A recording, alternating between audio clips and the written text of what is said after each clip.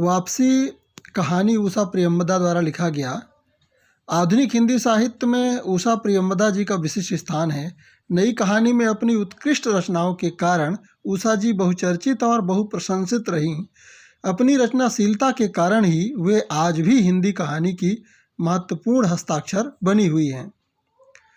उषा प्रियंवदा की कहानियों में आज के व्यक्ति की दशा और दिशा का जीवंत चित्रण देखने को मिलता है, जो पाठकों को सहज रूप में अपनी ओर आकर्षित कर लेता है। हिंदी कहानियों पर होने वाली कोई भी चर्चा इनकी कहानियों की चर्चा के बिना लगभग अधूरी है। नई कहानी के बाद हिंदी कहानी की विषय वस्तु में जो यथार्थवाद दिखाई देता है, उषा जी की कहानी उसी का प्रतिनिधित्व करती है। वापसी कहानी में परंपरा और आधुनिकता का द्वंद्व है। आधुनिकता के इस दौर में दो पीढ़ियों के बीच हो रहे बदलाव व टकराव का लेखा जोखा प्रस्तुत है। कहानी में सेवानिवृत्त होकर घर लौटे गजाधर बाबू को अपने ही घर में पराया कर दिए जाने का कटु अनुभव चित्रित किया गया है। जिंदगी और गुलाब के फूल, कितना बड़ा झूठ, कोई एक दूसरा, मेरी प्रिय कहानियाँ उषा जी के महत्वपूर्ण कहानी संग्रह हैं तथा 55 खंभे, लाल दीवारें, रुकोगी नहीं राधिका, शेष यात्रा, अंतर्वर्षी, अनेक महत्वपूर्ण उनकी कहानियाँ हैं। कथा वस्तु देखें। स्टेशन मास्टर की नौकरी से सेवानिवृत्त होने के बाद गजाधर बाबू बड़े उत्साह से अपने परिवार के साथ रहने की इच्छा के लिए घर लौटते हैं। रेलवे क्वार्टर में रह रहकर नौकरी करते हुए गजाधर बाबू को 35 सालों तक परिवार से दूर रहना पड़ा था, ताकि उनका परिवार शहर में सुख सुविधाओं के बीच रह सके। शहर में रहने से उन्हें किसी प्रकार की कमी का बोध न होने पाए। नौकरी से सेवानिवृत्त होने के बाद उन्होंने सोचा कि अब जिंदगी के बचे दिन अपने परिजनों के साथ प्यार और आराम से बिताएंगे। एक सुंदर और सुखद घर का सपना संजोए वे घर लौटे तो उन्होंने पाया कि परिवार के लोग अपने ढंग से जी रहे हैं। बेटा घर का मालिक बना हुआ है, बेटी और बहू घर का कोई काम नहीं करती, और यदि उन्हें रसोई बनाने को कहा जाए तो वे जानबूझकर आवश्यकता से अधिक राशन खर्च कर देती हैं। इसलिए उनकी पत्नी ने और रसोई की सारी जिम्मेदारी अपने ऊपर ले रखी है। घर से अन्य कई काम के लिए नौकर रखा गया है, जिसकी कोई आवश्यकता ही नहीं है। जिस परिवार के लिए सालों छोटे मोटे स्टेशन के क्वार्टर में अकेले रहकर उन्होंने अपना जीवन गुजार दिया, उसी परिवार के किसी सदस्य के मन में उनके प्रति कोई लगाव नहीं है।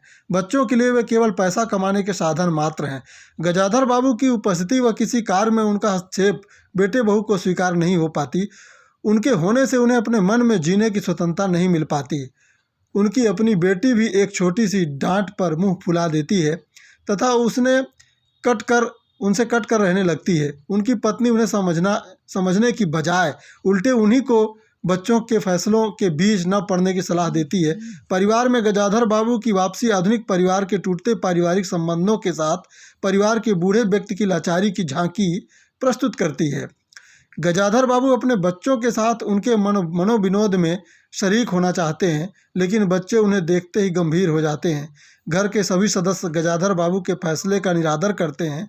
कुछ समय बाद घर में उनकी उपस्थिति बच्चों को अखरने लगती है। घरेलू मामलों में उनके किसी भी प्रकार के हस्तक्षेप को उनकी पत्नी तथा बच्चे स्वीकार नहीं करते, उल्टे उनके फैसले का विरोध करने लगते हैं। उनके कारण घर में दोस्ती के बीच चलने वाली चाय पार्टी में अवरोध न हो, इसलिए बैठक से उनकी चारपाई हटाकर माँ के कमरे में लगा दी जाती है। उनके लिए सबसे दुखद बात यह होती है कि जिस पत्नी का स्नेह और सौहार्द नौकरी के समय निरंतर उनके स्मरण में रहा करता था, अब वही पत्नी घर की रसोई संभालने में ही संतोष का अनुभव करती है तथा पति से अधिक बच्चों के बीच रहने में अपने जीवन की सार्थकता समझती है। कुल मिलाकर गजाधर बाबू अपने परिजनों के बीच पराया हो जाना बर्दाश्त नहीं कर पाते। अपनी पत्नी और बच्चों से निराश होकर पुनः चीनी मिल की नई नौकरी खोजकर घर से वापस चले जाते हैं। निष्कर्षतः हम कह सकते हैं कि वापसी आधुनिक युग के वास्तविक यथार्थ को प्रस्तुत करती कहानी यह दर्शाती है कि आधुनिक पीढ़ी के लिए परिवार में पुराने मूल्यों की तरह पिता का कोई भी स्थान नहीं रह गया है। वह पत्नी व बच्चों के लिए केवल धनोपार्जन के निमित्त मात्र बन गया है।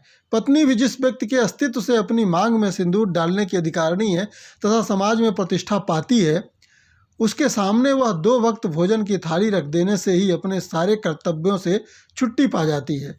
गजाधर बाबू की परेशानी यह है कि वह जीवन यात्रा के अतीत के पन्नों को पुनः वैसे ही जीना चाहते हैं, किंतु अब यह संभव नहीं है, क्योंकि अब उनके लिए घर परिवार में कोई जगह नहीं है। इस प्रकार यह कहानी वर्तमान युग के बिखरते मध्यम वर्गीय परिवार की त्रासदी तथा मूल्यों के विघटन की समस्या पर